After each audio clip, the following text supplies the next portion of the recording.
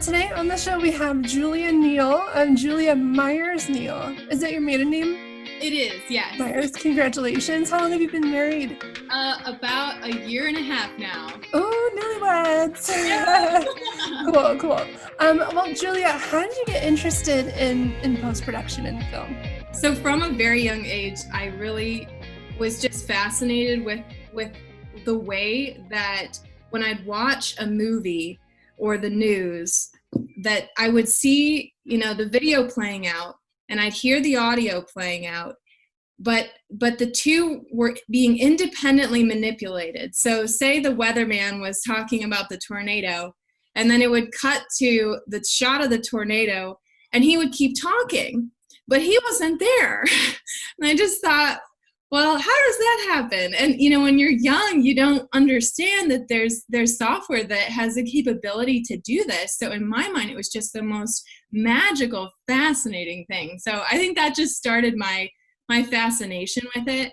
And over time, that kind of grew into learning the technical side of how you can actually execute that, building up really from purely editing within a video camera to bringing software into play and just self-learning all the way up till now. Yeah. Wow, that's so. How old are you when you noticed the difference between the weatherman and him not being on screen? I think I was about 5 when my gosh. when I discovered that. But I didn't have the answer. But I did have the question, and I think that's the key is you have to have the question and that kind of curiosity to make you keep digging. Yeah. What kind of role did your parents play in fostering that? Did they, or was it totally self-driven? That's a great question. My parents really, I don't think knew where I came from because my mom was a lawyer and my dad was a mathematician. We did not have a camcorder in the house when I was really little. That I can remember, and they didn't have any particular association with the entertainment industry or anything creative. So when I came along, I think it was a little bit of a surprise, but they were very supportive in encouraging that curiosity, and they loved. My dad always said that being curious and asking questions were so important, and so they, I think even though it was in a different field than they were familiar with, they encouraged that. And when I was 12, they got me for my birthday a camcorder. And that was a huge deal. And that allowed me to start branching out and actually testing some of this out for myself. Cool. Will you send to us a video to check out? You mind if we share that real quick? Of course. Here we go. You're Thales. Wow. You're an amazing person. What? Have an amazing mind? Solve the problem where the base angles of an isosceles triangle are equal? Sorry? That a circle is bisected by any diameter? Since when? Oh my goodness. Now that I know your dad is a mathematician, suddenly that makes a little bit more sense. How does this child know these words?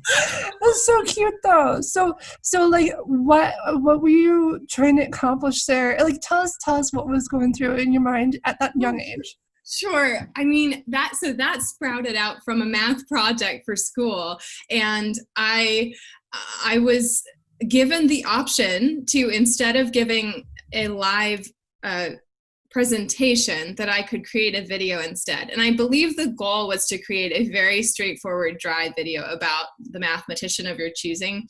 And mine was Thales, who is a Greek mathematician. So I, for whatever reason, was struck by the inspiration to make this creative approach kind of film. And I only had myself as a resource, so I decided to set up a conversation with myself by having one character in a certain costume, which was a bathrobe that I put over my head. And this scene is down, but for the majority of it, it's just over my head. And the other character is Thales with the top hat. And I didn't know what editing was, honestly. I didn't know what that was, but I knew the concept of what I wanted to do, which was create a relationship between two people on screen. So the only thing I had at my disposal was the camera itself. So I love that as an example of my initial forays into editing. Purely in the camera, I would record for a second. I had a little remote control. I'd stop. And then I'd change, and it took so long. I'd change into the other character and put the hat on, and then, press record and say yes or something, and then change. And so if you watch the whole movie, my hair gets increasingly disheveled as it goes on. I get less and less patient with it, and I'm just like, every time I change costume. But the result was, this really fun, nutty movie with two characters and exploring comedic timing and whatnot with in-camera editing. Like, it really required you think about your timing in advance, and you nail it. And if you mess up, you re-record over it, and you might miss a frame, like you might see in there. Oh my gosh. Because you rewind and overwrite, and it so totally manual work. And as silly as it is, it's like a fond memory for me of really my initial manual, just figuring it out without all the bells and whistles available to you. Wow, that's determination right there. Very cool. So after your math film, and eventually you wound up at Yale, like what happened in between that brought you to Yale? And I was snooping on your LinkedIn profile and saw that you studied linguistics, right? Yes. So like, how does that tie into the filmmaking? So one funny bit of info about that math film, wouldn't call it a film, but the video you just saw was that my production company that I ended up going by was Green Robe Productions. So with that robe that you saw briefly, that is the origin of that name. So that was sort of like the impetus, the fond beginning of it all. But yeah, I mean, honestly, like I just always made stuff. And so since then, when I went into high school, I made stuff, and I made my friends make stuff with me, and they, I hope, had fun. I was very specific about what I wanted, and I think that's something that can be a blessing and a curse, because it's good to have a vision and good to be clear on what you'd like. But I think just, I have to work on sharing that with a group and having everyone feel involved and on board. And so as the projects grow in size, the more you have to navigate. So, in high school, I made another film that was over an hour long. So that was a bigger undertaking. And it went over well. And I really I just came alive when I was doing it. And something about having this puzzle of a thing to figure out that's not your life, it's a safe puzzle to figure out, it really just was so intoxicating to me. Mm-hmm. And so then from there, I continued doing that. And then going into college, I did also get into film school, into NYU. And it was a big debate of which one to go to, because Yale was an amazing school, but NYU was film, and that's what I loved. And I say to this day, like, I'm glad with my choice. I of course wonder from time to time what might have happened had I gone the other way. But I think in the end, you choose different paths. You always end up coming into where you're going to end up. And I probably feel I would have ended up in some kind of similar path. So I chose to go to Yale. And I think that, to me, going to college ended up really being more about becoming an individual, becoming an adult, and figuring out myself. And so that, I think, happens wherever you are. The filmmaking side ended up being something then that I was doing wholly on my own well, I took film studies classes, so I did have some of that infrastructure, but it was less about making the films, which is what I really wanted to do. Mm-hmm. So that ended up being something that I just did myself, found people, and did. This is my cat, Meadow. Hi, Meadow. And so linguistics was really, I call like an academic interest of mine that developed as I learned more about, language, and just was something I found very fascinating in a very academic way. And then filmmaking was always something I found like a gut passion, like that was just always there. So there were sort of these two different passions that I was pursuing in different planes, but I love both of them. And to this day, linguistics factors into the editing that I do, because how people speak and co-articulate their vowels can help you know when to cut a soundbite and how to add fades and just how to build a sound story with what you do. So in a weird way, they do intersect. Mm-hmm, mm-hmm. Well, okay, so after you graduated, you started being the producer editor. But before we get there, the first thing you did was you were teaching assistant, right? Yeah. During my time at Yale, I was a TA for a filmmaking course. So you were doing that while you were still studying? Yeah. Okay. But then, so when I graduated, I worked for a year at the Office of Public Affairs at Yale doing videography and editing for the school. I really liked that. I mean, because I was able to just have fun, make stories about people, little portraits of people, and I learned a lot and grew a lot, and just by making stuff. So that was a really fun year. I thought we could see, there's one particular one where there's a guy swimming. Did you film that? I did, and I did that, yes. Can we show that real quick? Sure. I'm going to fast forward, actually, because there's one particular thing. Sure.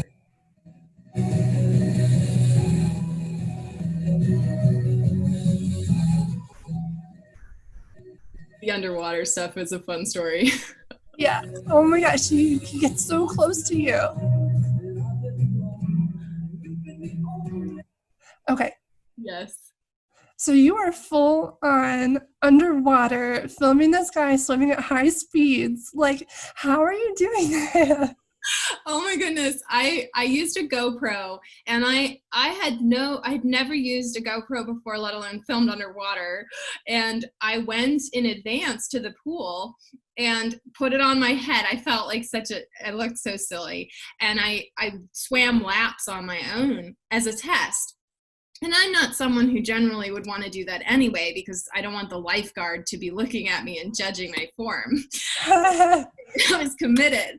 So I swam, and then I looked and reviewed the footage. And a lot of it was, as every GoPro shot starts, me looking confusedly at the frame and then setting it up. And then I realized, the width of the shot you can adjust on a GoPro. And naturally, I think it starts out as just sort of the standard narrow one. So I realized I had to widen the shot a whole lot. That allows you to get that kind of fisheye look that gives you that perspective. So then you have a better chance of filming what you're looking at. So then I went and I met with this guy as well as the swim team in general. And I just would go hold my breath, go underwater, kind of go upside down, and go as long as I could. And I certainly couldn't last as long. They were fine. And I was just pedaling my feet to try to stay underwater as long as I could and continue backward to get those shots. And, and then it just was awesome to see them later. And that's the kind of day that you feel like, I really love what I do. When I get out and I'm dripping, and I'm holding this waterproof camera, and I just think, this is what makes it awesome. I can't believe you did that without any kind of like scuba air. Like he's breathing and swimming, and you're not. Like you're underwater. Yeah, that's what makes so it cool. so fun. Yeah, just I think I take a lot of pride in the projects that I do and other people do, where you're really working with limited resources and where you're able to produce something that looks like you had a lot more at your disposal than you really did. I think that's really rewarding. Very cool. So after college, you transitioned to working at Discovery, right? Yes. So can you tell us a little bit about how you got your foot in the door and maybe what the initiation process was like at working at such a big company? Yeah. So when I left Yale, I didn't know where I was going to go, and I didn't know what I should be doing in terms of where I should live. But I had by then developed a pretty strong skill in editing, again, purely through doing it on my own. And so I had that as an asset. And I think, well, that's sort of a side note I could talk about later, like the value of editing versus other bits, like in terms of getting into the film industry. That's a separate thing. But with Discovery, let's see. Yeah, so I had my giant reel from Yale, which was super helpful because I had, I think, I had a lot of material. So when you're coming out from school, I think having as big a body of work to show as you can is incredibly helpful. And it can help prove that you know what you're doing. And then that has to collide with a bit of luck. And for me, it did. I forget the exact connection, but I managed to meet up with someone who worked in the IT department at Discovery, so not the right place, but I managed to meet with this person, and that set off a sort of long, slow series of referring to someone else to try to get to the right place. Eventually, my contact information landed in the digital post-production department, and it so happened that at that time they were looking to bring on some extra people. So all of those things kind of had to align. Then they don't just let you start. They met up with me. They gave me a hard drive with footage on it, and they said, edit this episode in 24 or 48 hours and send it back. So it's sort of a way to show what you can do. So I did that, and I really invested in that. I made it the best I could, and it was a behind the read for the Long Island Medium. I don't know if you know this show, but Teresa Caputo reads people as a medium, and it was a TLC show, and it was very interesting. And so I went for it and did that, sent it back, and they liked that. And that kind of got me in the door then to prove that I really could do this, even though I was young. I had a good instinct for like pacing and timing and all those things they're looking for. So then I went in and I started at a very low rate as a temp worker, and that transitioned into them offering me a longer term temp, and then it became an offer for a job. And then I stayed there for 3 years doing that work as a staff employee. And so it was for TLC, Discovery, Animal Planet. They're all housed underneath the big Discovery Communications. So it was fun. It was a whole bunch of diverse stuff. But I do think that it comes down to being prepared to meet an opportunity when it comes your way. Still something that I have to work on. You know, we all work on that, getting all your stuff in order so it's ready to show when you need to show it. And then that meeting an opportunity that may come when you don't expect it. It's someone you meet, you don't know how they're connected to some other long thread, and they could just start you off on that trajectory, and then you land with the person that you need to land with at the right time when they need someone to help them, and then it all kind of coalesces. So that was, for me, my experience, and I'm very fortunate that I had that chance to prove what I could do. Well, is there any kind of training that they gave you once you were on the inside? Because this is something that I hear a lot from people who are working in shows in Hollywood or in New York. Like, there's really not a lot of training before you start. Is it different in Discovery? And because it's kind of like more corporate, right? It is more corporate. In a way, not really, because I would say when I started, And as I went, I still learned a lot, but a lot of it was just myself having to rise to meet the demand of whatever that project was. So they wanted something with more effects in it, so I would use After Effects and kind of have to stretch and learn. The good thing is that having been a staff position when I was there gave me the bandwidth to jump off and watch a tutorial video because it was going to make their video better, or to sort of self-learn on the job. Mm-hmm. And they did allow that, and they encouraged, you know, you to learn in that regard. There wasn't any official training though. It was just learning from your colleagues and self-learning.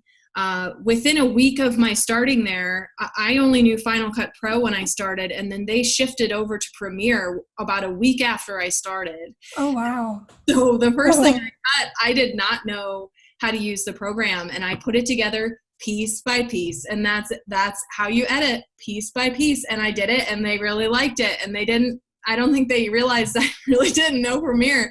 And now I know Premiere better than Final Cut Pro. So you learn by immersion. It's like a language. Yeah, you got to sink or swim, right? Yeah, exactly. I remember transitioning from Final Cut. I started Final Cut 10 into Premiere, and I was so frustrated because, like, I knew what I wanted to do. I just couldn't find the right, like, the same keyboard shortcuts don't work. Like, pulling my hair out trying to get this thing done. Yes. And then doing you that. go to AVoD, and then you get even more. Yeah, and even still, with AVoD, I just think I want to do this thing, and it's if you're an AVoD person first, then you feel that way about Premiere, and vice versa. Okay, so one other thing that I gleaned from your LinkedIn profile is that you worked with a content management system, and I feel like some people might hear that and be like, "What the heck is a CMS?" Like, and would that prevent them from getting a job in an environment like this? It certainly would not prevent you from getting a job in this environment. It certainly helps to be able to say that you've used one and to understand how that works, but it is very easy to understand. And essentially, for what I utilized it for, it came down to a system that Discovery had to upload its content to either the web or broadcast delivery, and it just gets shot out in the directions it's supposed to go. It ends up being purely admin, typing in information and learning the specific system to that corporation. So Discovery had its own, it had PDS and iMedia Flex for these two. And, you know, it's a lot of button pushing, and you learn the order of button pushes, and you send off the thing you need to send off. And you get good enough at it that then you start training other people on it and assistant editors, and then you really start to learn it. But at least for me, and this might not be the case all the time universally, it was very specific to, you know, Discovery's system. And so learning that system, then you know it, and you become you become indispensable because you're someone who knows it, and they don't want to train someone new. But you had to learn it at some point, and so does someone else. And so I think that if you can just demonstrate you have that flexibility to absorb that information, you need to have that chance up front. But if you're quick to gather and you're quick to soak that up, you'd be fine. You can be off and running, and then you just adapt it to the next kind, you know, and whatever the next system is, you take what you learned and you apply it to that one. Mm-hmm, mm-hmm. Now, what were some of the favorite shows that you got to work on? And did you ever get to meet any of the cast? Oh my goodness. Yes. My absolute favorite job that I did was, I wasn't even supposed to be the one doing it, and I managed to squeeze in because they were looking for somebody.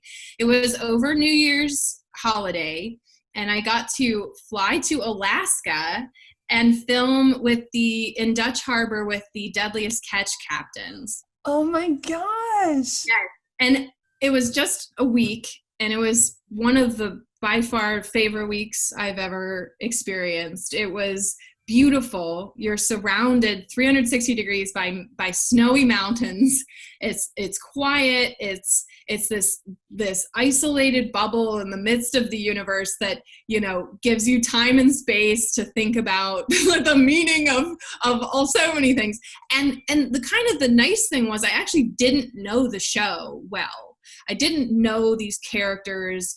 And so meeting them, I was just meeting humans, like people, and getting to know them. And I think they kind of they appreciated that too, because I just was meeting them at where they were. But so I have a couple favorite memories, but one of them is to get onto the boats. There's a huge drop, and I had camera gear, so I'm holding all of it, and I'm passing some of it over to someone, and then you have to, kind of jump over. You have to have faith. There's no like ramp. You just have to get over, and the gap would move because the boats would kind of be like in the water.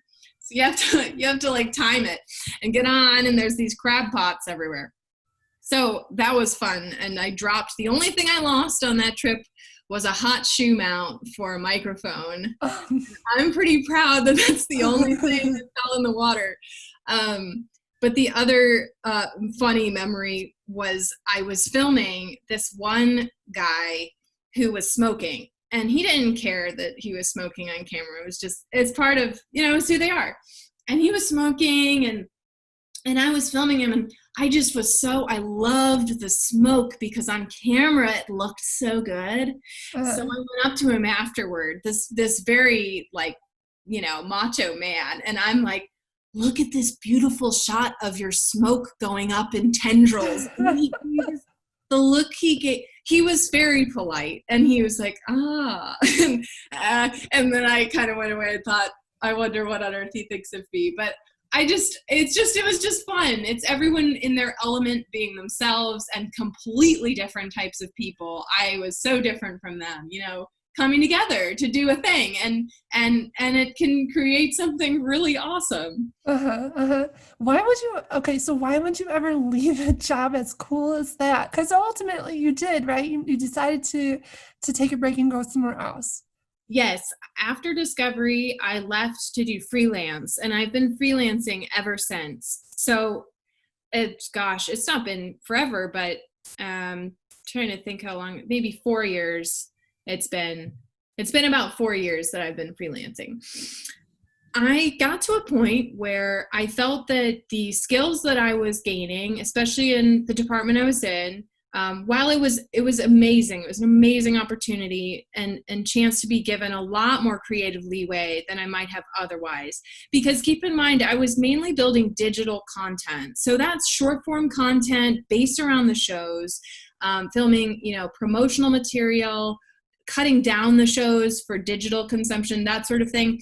And so I got a lot more leeway to be creative and build stories with that than I might have had I been an editor on the show, who was, much lower down on the totem pole, doing one thing or just organizing the footage or what have you.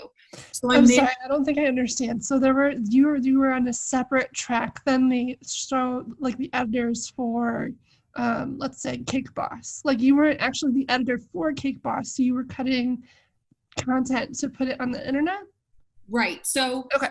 The way that Discovery, the way that a lot of these awesome companies work is that I thought at the beginning too, I just need to get into Discovery and then I will be editing the show that Discovery is making. However, Discovery on its own is subcontracting with a bunch of post-production companies that actually make a lot of the shows. There are some shows that they produce in-house, but not a ton. So the shows they do produce in-house, like Puppy Bowl I worked on, that happened to land in Discovery's domain. So I was able to work on it in a more creative way. But a lot of the stuff is done by other production companies, sent to Discovery, and then the editors at Discovery, who are not doing what I was doing, the other editors there are just checking those episodes for any mistakes. They might be doing foreign language dubbing. They might be bleeping things to different country standards, things like that. So it's a lot less exciting in that regard. What I was able to do, which was kind of a perfect hybrid of everything, was get in and do digital content, short form content, so you could film with talent and make a recap of the episode or have an extra bonus feature of what did they think about the episode. do that stuff and put that online. So that's where yeah. Yeah, that makes so much more sense now. Thank you. Yeah, and it is confusing, and it's easy to think like it's confusing how it works, and it's hard to figure out how to get in because of that. And I think it comes down to, you know, your own path might look different, but you either go into discovery and you work in digital form, which is really popular, or you find a post-production company that, you know, contracts with discovery, and then you work on whatever specific shows that company does. So anyway, by leaving Discovery proper, I was freelancing, and then I could work for those companies or for any client, really. So I think I got to a point where I guess I felt like I had reached a level of creative ability and technical challenge that I was starting to feel that I was at that kind of saturation point, and that I could do more and kind of challenge myself more. So that was really the motivation to leave and try something new and even more challenging, which was starting my own company and doing doing services for a whole diverse array of clients. So that's what I enjoy about this, is now I work for a lot of people at different times on shorter term projects. And so you're navigating, balancing all of that, and they're all just completely different. How do they find you? The clients? Yeah. What is fascinating to me is that I am almost entirely working through word of mouth. I don't tend to have to apply to things anymore because of the time that I sort of spent building those relationships.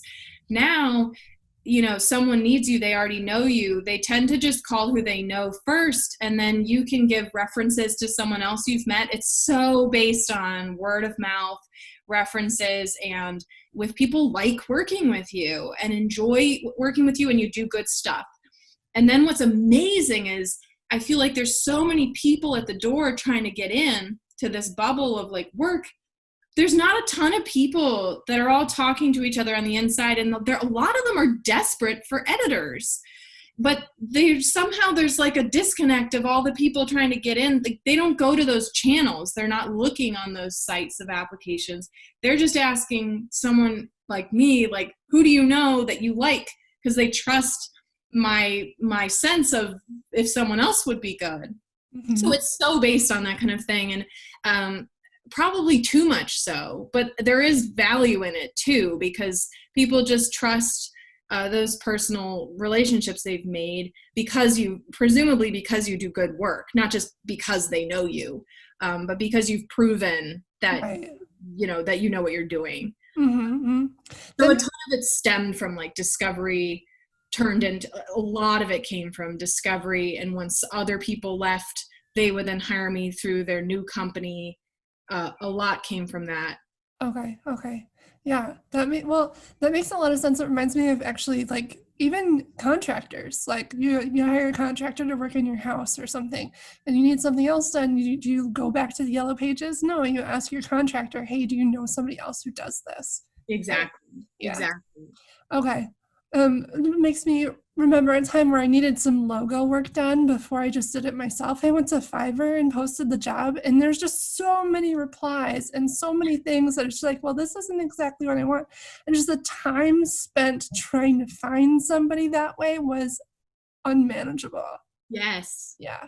Exactly. And so I think people have to find a way to filter that down, and they do it by looking to the people they trust. Okay, so, and we have one more clip to show of your work, and it's of a short film, right? About 25 minutes. And it's the Invalid Corps. Did I say that right? It's called Union. Oh, it's called Union. But I know why you said that, because there's a documentary called The Invalid Corps about the same topic that I worked on. Oh, I wonder how I get, okay. One of my good. Yeah. Okay, well, let's talk about that one first, since we can't show it. I saw online that you guys did a Kickstarter for it, and it was super successful, which to me, that really piques my curiosity, because I've tried Kickstarter a couple of times, and like my track record on Kickstarter is like everything fails. But like you guys raised, what was it, like $9,000 Yeah. to do this historical documentary. And one of the successful kind of things that people bid on, right, was to talk to you. What was that experience like? I would say, well, first I'll qualify this by saying that the credit for that Kickstarter is entirely due to my good friend Day Al Mohammed, who is a force of nature unto herself. She really spearheaded the Invalid Core documentary, and I came along for the ride. And so my main function on that was helping her in anything she needed and helping with editing. So I also did it was an Indiegogo, so Kickstarter-esque, for the short film Union, which is a fiction film. Invalid Core is a documentary. Okay. And that one was only medium successful. So I think it's helpful because I kind of have these different perspectives of seeing, and I think having been through that experience also actually has kind of taught me a lot too. So I think that the key with any fundraising goal, I've really learned a lot about this, and my mindset has majorly shifted. When I made the Union Kickstarter, I'll just call it, at Indiegogo, my mindset was really modeled around kind of guilt and kind of approaching people with this sort of downward head, like, can you help me? And I'm so sorry for bothering you. And it's sort of a reverse psychology thing where when people hear that and see you approaching them in that way, it sets off a sort of opposite reaction of, oh, well, yeah, you are kind of approaching me in a way I might not love about money. And you don't seem all that confident maybe about what you're doing, or whatever the response is. So ironically, by approaching them in that way, I kind of got the same response back from some people. Like, they weren't maybe comfortable with me asking them for money, which who is, you know? Mm-hmm. So I felt very aware of that dynamic. And I really, really struggled with putting myself out there and my work out there. And I still do. I'm not the type of person to advertise what I'm doing. I'm very much create the product in a little vacuum, and then it's done and I'm like, yay, and then I do the next one. But I mean, if no one can see it, why are you making it? But so with the fundraising, the key shift for me was a colleague of mine on a current project I'm working on was explaining to me that it's really about offering someone else the opportunity to be part of something amazing with you. And by changing the narrative of how you're looking at approaching them, you're helping them and yourself, because you're saying it's completely fine if you don't want to be part of this. It's just something really cool. I'd love for you to get on board. And you genuinely mean it. And you genuinely think it's going to be something awesome. Mm-hmm. And then by saying that, they kind of feel like they're part of something cool and they're not being guilted into doing it. There's no pressure. It changes the tone of it. And so something about that now I'm learning on this new project that we're financing. I'm just able to approach people with a little less of a burden. It's a little easier. And I think Day was able to capture that in her Invalid Core Kickstarter. It was about that energy, that positivity of being part of something awesome, rather than something steeped with guilt and anxiety like my other one was. Mm-hmm, mm-hmm. On a scale of 1 to 10, how important do you think it is for independent filmmakers to be able to run these kinds of financial funding campaigns for their projects? That's a very interesting question. And I'm not certain what I'd say. I think on the one hand, it's vitally important to get that experience of fundraising and to go through it for yourself and to see what that model looks like. That way you're learning how to be uncomfortable and you're potentially, hopefully, expanding the scope of what you might be able to execute for yourself on your project. That said, at the same time, there are other ways to make something and get something done. You don't need a lot of money. You also, even if you do need, for your particular project, you need a certain amount of money, there are other avenues as well. So, for example, the current project I'm working on, we're using a different kind of approach where we're privately approaching potential investors, and we're doing it all as an investment structure. This has actually majorly helped the way that I approach people. That's even another layer, because I'm not asking someone for their money completely free angel investment. I'm saying my goal is to make something awesome and earn you a return on your investment. It gives a feeling of not just taking, but of giving and giving. And so I think that helps the tone too. Yeah. And so it kind of builds a better structure that's not just based on your friends helping you out, because that scope can only help you so far. Yeah. That said, Kickstarters have worked really well for a lot of people who have managed to crack through the framework of their friends and family base. I have not yet been able to do that. So my extent of support has sort of tapped out at friends and family and the scope of that support. So to break through that, people either on Kickstarter have to really have that messaging and be able to broadcast super wide, have a cause that can be super relatable, or, gather that audience, Mm-hmm. or have built that audience over a long period of time.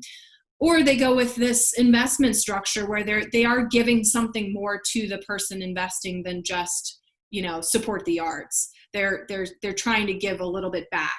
And then that helps increase the scope of who you can approach without feeling, self-conscious about it. Yeah, so these people are going to they're investing their money in your film, right? And after the film is produced, they'll have earned so much money. Like, what platform are you using to build their financial initial investment to give them a return? So right now we're just having private conversations with investors. And when I say that, it's funny because I've heard other people say that, and I just think, who are these people and where are they? They are human. They are just people. They aren't fancy investors. They aren't business investors who know a whole lot about, the exact way this all lays out there. They were kind of what I'd call a hybrid donation investor type, who is someone who tangentially at least knows of me or my colleague or our work and is impressed and believes in us in some way or in the story, but they also are hoping to get something back. It's high risk, so they have to be somebody who's willing to invest knowing they may not make anything back, because we're still building. So, you show your precedence and your track record, but you're still building. So it has to be the right kind of person who is the type of person who would support you on Kickstarter, but is in a position to want to maybe build something more than just that. Mm-hmm.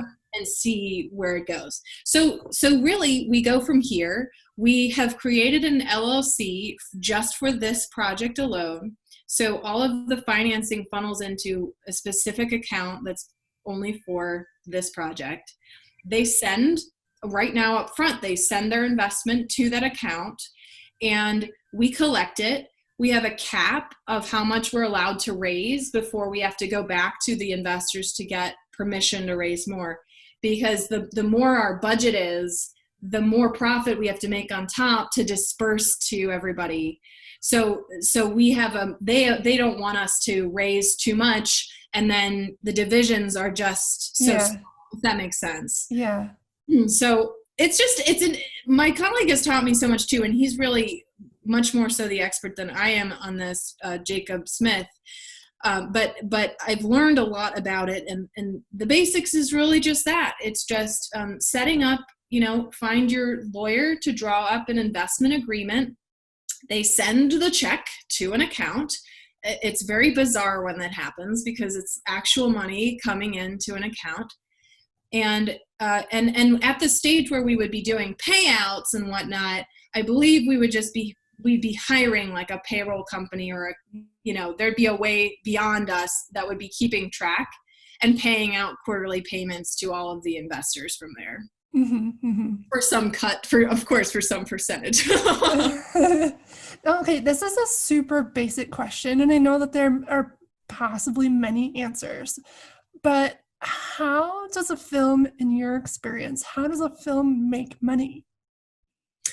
That's a great question. I mean, I think it's a great question to ask me, because it's something that I'm trying to care more about as I get more and more bigger in scope.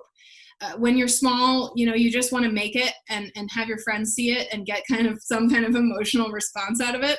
That's really what I still kind of do it for. And then there's this other side, which is if you really want to sustain this as a career as an independent filmmaker, how can you make this make money in a way that can sustain you, so you can make it and make the next one and convince the people that invested in the first one that they should invest again, all that. I would say two things to keep it simple. The one is to think about creatively about the methods of distribution we have available to us now that are completely different from what original distribution looked like, and letting go, and I'm saying this as much for myself as everyone else, of the idea that Sundance is going to pick your film and offer you a distribution deal, and you're going to be off and running in the next famous director or editor, whatever your goal is. That would be awesome, and you still want to be in a position for that to happen so you can pivot in that direction if it comes to pass. But you want to have backup plans in place to realistically plan to get your film seen. The most obvious of which are digital streaming platforms. So the two are SVoD, SVoD, and TVoD. So SVoD means subscriptional video on demand. That's going to be your Netflix, Hulu type places where you pay X a month, they watch, and you're paid, I believe, by how many streams your film gets. It depends on the platform, how they do it. And then there's TVoD, which is transactional video on demand. And that's when someone's paying to watch your movie. So there's like video on demand, or Vimeo, sorry. So there's Vimeo on demand, for example. And I think it's called that, right? Vimeo on demand. You can rent a movie. So you pay, $1.99, or on Amazon Prime, you pay $4.99, and then you've got the movie to watch. That's TVoD. So those are two avenues that you want to think about aiming for with your final product is really just kind of spraying the right ones with your film. TVoD is, I think, easier to access. We have an easier way in. Things like Netflix seem like this sort of impossible fortress, but there's a way it's done. Like there's an aggregator that collects films, and then they present them to Netflix, and Netflix accepts whatever they will. So there are still ways to do that, and it's going to be changing because Netflix is now creating a ton of original content, so they may be less interested in collecting our content, but it's going to keep shifting. So you kind of just have to be agile and have your product able to be kind of sent in any one of these directions, and really in all of those directions. And the last piece would just be, all sorts of platforms that you can get creative with. What are the educational avenues you could go down? Could you find a way to market it toward a school, or toward colleges, or toward airplane sales? They're looking for commercial airline films to show. Like there's all sorts of little ways you can find those things. So I would say, to me, the best approach is to start with a sort of targeted festival run where, you don't just, I learned by my mistakes, spam everywhere and then try to collect the list. You can, but I mean, it adds up. It costs a lot.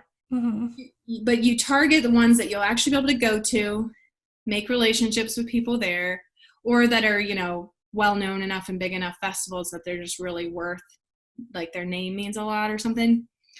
And then from there, you can kind of create your own. You can create your own publicity to start. I think that's what's hard, is like, you have to self-generate your publicity, and then it'll come back to you and start building. So if you put the effort in, you rent out a certain number of theaters to start, you're paying that money to rent that theater. It is not externally being distributed, but you're self-generating that.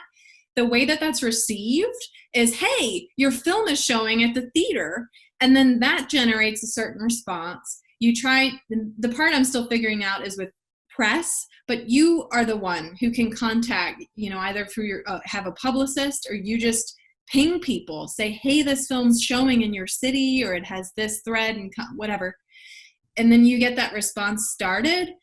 Then it's a psychological build where people say, hey, something's happening with this film, and then things kind of grow, and you have to begin it, and then it'll come back to you. So I think that's my best nugget, is to self-generate as much of the success as you can through your own organized screenings, targeted festival run, submitting to SVoD, TVoD, all of it. And then by building that infrastructure, you're going to find success, and it's going to be synergistic because you've put that effort in yourself. Yeah. That makes a lot of sense. Just out of curiosity, how much does it cost generally to rent a theater? That's a good question. My friend did it. I don't want to misquote, because it really depends on the theater. It could be anywhere from $500 to rent a theater, or it could be $2,000 to rent a theater if it's a giant one. I think it just really depends on the theater capacity and the type of theater. In the DC area, like an AFI would let you rent, and there's a couple others that rent out screens. Others may not let you do that. So you just have to explore and kind of find the local theaters and what their rates are. And then, like, the ticket sales obviously go back to the person who rented out the theater, right? Right. Okay. Yeah. Okay, well, let's check out, if you're ready, should we screen the clip that you sent in to me? Yes. Okay, let's do that.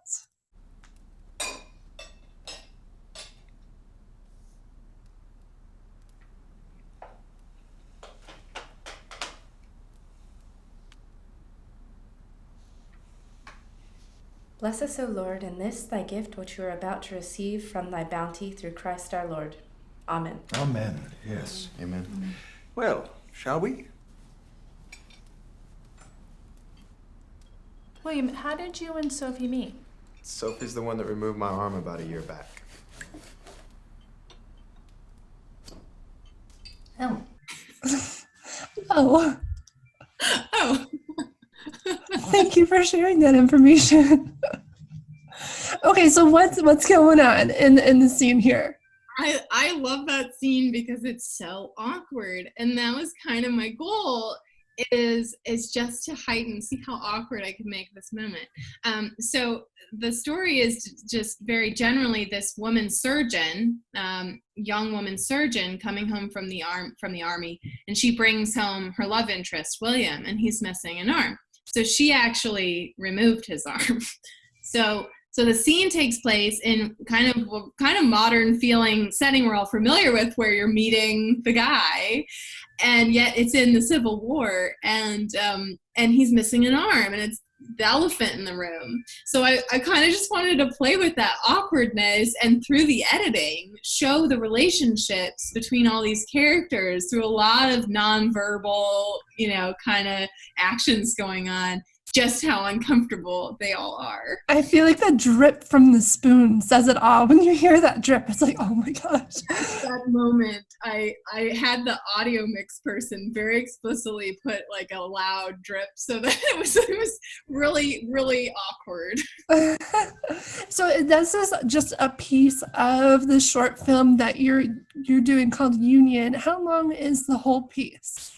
It's short. It's a little under 20 minutes, and it was such a challenge to create, because of course they say never make a period film. And so I made one because I love a good challenge, and it really was difficult. But I loved it too, you know, and so the biggest thing I'd say I learned from it was not to channel all of your desired perfectionism into one project. I really did that with this. I wanted it to be beautiful and say something and mean something and be the best thing I'd ever made. And there was a lot of pressure from other people as well. Having done an Indiegogo fundraising, that was another layer. It just became this crucible of pressure to turn out something perfect. And so I think that was my biggest lesson, was just letting that go, letting it be what it was, and finding the wonderful pieces of it that did come through, that I am really proud of. Mm-hmm, mm-hmm. And is it going to festivals right now?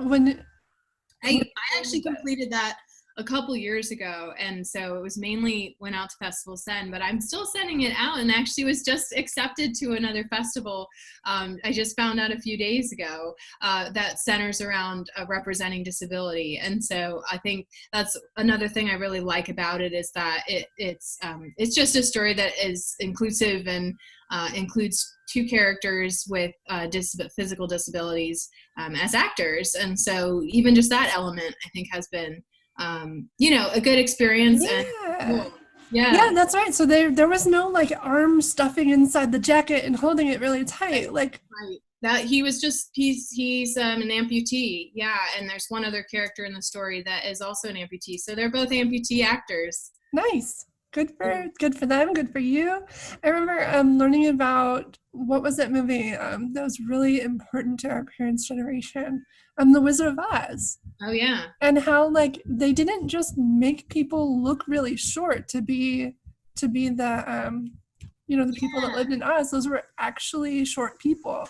But that's a good point. I hadn't even thought of that, and that is a good point. And that's a huge conversation going on right now about authentic representation. You know, with I work in mainly, trying to get women in film being represented, but also disability in film is a major area that needs representation, and is still something that people are really fighting to get seen more. Mm-hmm. Well, I noticed that there are a couple themes in your history where you volunteered for the Navy. What is it? What I'm talking about. The Coast Guard.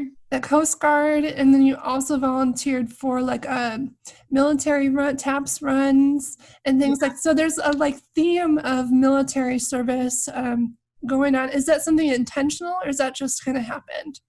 I think that the tie that's interesting, because I think there is a bit of that tie. I think that largely the pull has been just really wanting to help people who it sounds so simple, but I think it's just a matter of I have a piece of me that, especially because I work in a field where directly helping and impacting people is not as readily apparent, I have a strong pull to do that in whatever ways I can. So sometimes that will take the form of making a video for a group that might not otherwise be able to afford or allocate the resources to make that video, because I just love doing it, and providing that for them gives me a lot of joy. So I think I'm just drawn to groups that that really that would really benefit from it, and that I would feel really, really glad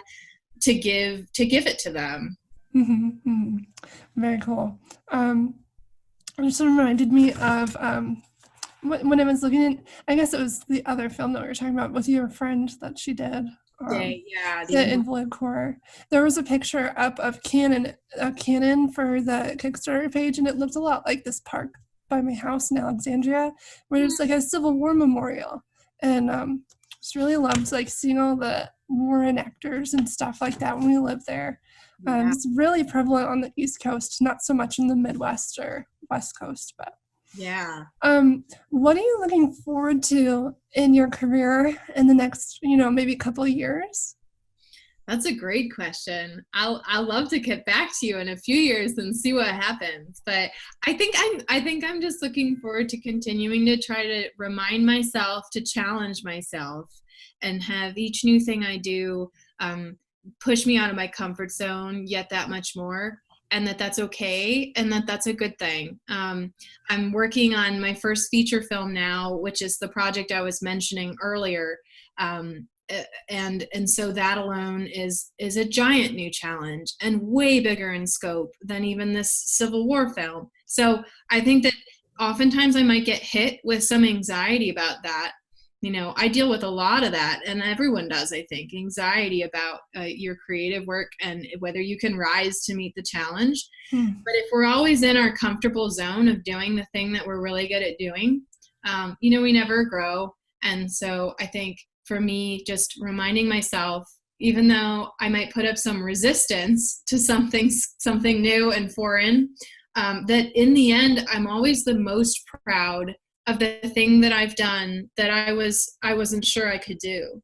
And so that's maybe a bit of a broad answer, but that as a mentality, I would love to carry forward, and just to continue finding projects that really push me to be uncomfortable and to grow and learn. Mm-hmm. Can you give us a sneak peek of what genre your film is in? Sure. I'd say it's a comedy, but comedy drama. It's about two senior women in a nursing home who become friends, and they try to escape together. Oh my gosh, are you serious? Yeah, so it's a bunch of fun. It's written by a Canadian playwright, Lisa Hagen, who has been amazing to work with, and she's just so brilliant with her dialogue. So it's bitingly funny. It's bittersweet. I mean, it navigates that dynamic very well of the process of aging, and just the determination to age with dignity and all of these pieces. So I think it's just a beautiful story, and it's going to be, I think, even more relevant given the time we're in now with the pandemic going on, just thinking about living in a nursing home and that experience. And that's another interesting point that you may or may not have intended to bring up, but like making films that are written by people in kind of different but tangentially the same industry. Like, this is a playwright, she has the script, you're going to develop it into a movie, and having those kind of relationships. We don't always have to write an original film, right? Exactly. I mean, that's been a huge, I think oftentimes, and I tend to be, it's like I'm the auteur, like I come up with the concept and I write and I do it. And that has a great benefit too. And I love that. I'll always love it. But having, pulling out and embracing other people's ideas and bringing that to the table, it brings life to it, because then I'm not just seeing it through in this narrow perspective the whole time, but it's a new rewrite process when we bring it in and develop it for film, and then we direct it, and then a new process when the editor comes in and rewrites it to bring it into its final form. That's what's so fun about film, is it's really a product in multiple stages coming to life. And you don't need to be in every stage. You can be, but it's really fun and refreshing to have someone else be in those stages. Yeah, that's amazing. I'm really looking forward to, I hope you'll let us know when it's available to be seen. Yes, for sure. Cool. So is there anything that you'd like to say, just in closing, to other women out there who are pursuing careers in post? I would just say, really, I have found, I've talked a lot about my interest and passion in filmmaking broadly, and I have that. I love directing, I love writing, and all of the pieces. I will say though that editing, in terms of post-production, has been the best decision I could have made to find my way into this industry in a way that I can sustain, and that I can work full time as an editor, and that is my career. Because editing is a hard skill. Anything in post-production is a hard skill that I can say, I know how to use this software, ironically called software, but it's a, so my point goes away. But it's, instead of being, I have these soft skills, I have these mushy creative skills, which I like to think I do.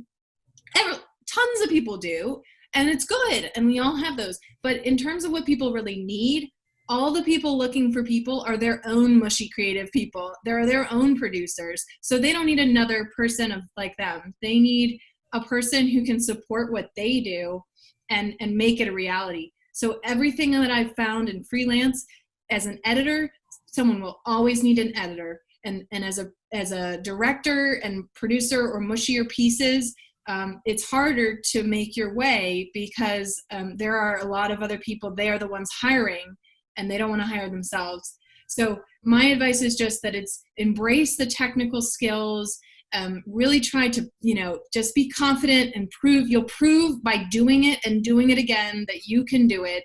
And you'll have to fight through some assumptions about how much you know, and that, you're in a technical field. Do you really know what you're doing? But the product speaks for itself. So just continue making, and you will always be needed. Awesome. Well, Julie, thank you so much for coming on the show today. And you are actually our final guest for the season, so I was hoping we could do a little dance together. So I'm glad to be your last guest, and I'm sure that there's been a bunch of fun stories. But yes, it's been a pleasure to talk with you. Awesome. Well, I hope you have a wonderful day. Thank you. Bye. Bye.